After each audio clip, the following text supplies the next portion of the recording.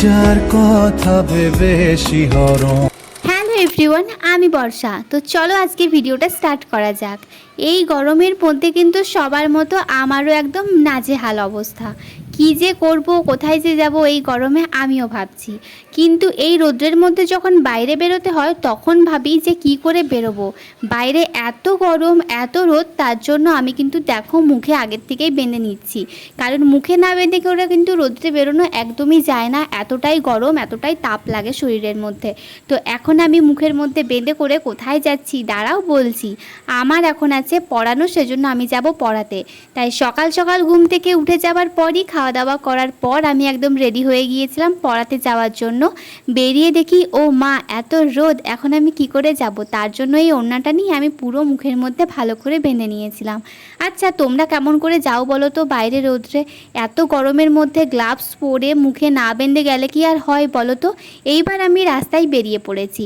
এক হাতে ভিডিও করতে করতে আমার আরেক সমস্যা, আমি পড়ে যাচ্ছিলাম।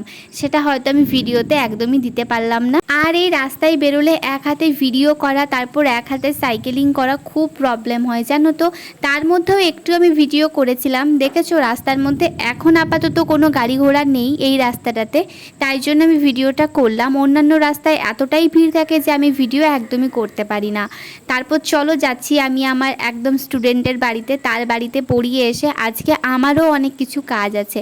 আর এইখানে দেখো মেয়েটা এমনভাবে বেরোচ্ছিল, এখানেও আমি পড়ে যাচ্ছিলাম। আর এই প্রতিদিন যা শুরু হয়েছে, দিনের বেলা এত রোদ আর সন্ধেবেলা হলেই ঝড় বৃষ্টি। তো ফাইনালি আমি পৌঁছে গিয়েছিলাম আমার স্টুডেন্টের বাড়িতে।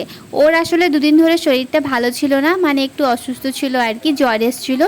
তো দুদিন পরও পড়াশুনো শুরু করেছে। আর দেখো এখন 10টা বাজে, ঘুম থেকে উঠে করে এখন চা খাচ্ছে।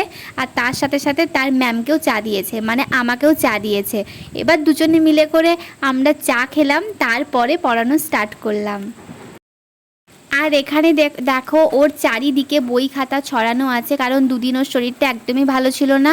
ওর বই খাতাও নিজেই আজকে খুঁজে পাচ্ছিল না। এই যে এখানে সমস্ত কিছু আছে। ওর শরীরটা অতটাও ভালো ছিল না, সেজন্য ওকে একটু আজকে ভাবলাম যে খুব একটা বেশি পড়াবো না, হালকার মধ্যে পড়াবো। তাও ও কিন্তু শরীরটা ভালো না থাকার পরেও কিন্তু আজকে সব কিছু লিখেছে, সব কাজ করেছে। আর ও কিন্তু অনেক পড়াশুনো করে মানে বাড়িতে না পড়তে চাইলেও ও আমার কাছে আমি যা যা লিখতে দিই ও কিন্তু সব করে দেয়। তো বাই, দেখা হচ্ছে নেক্সট ভিডিওতে।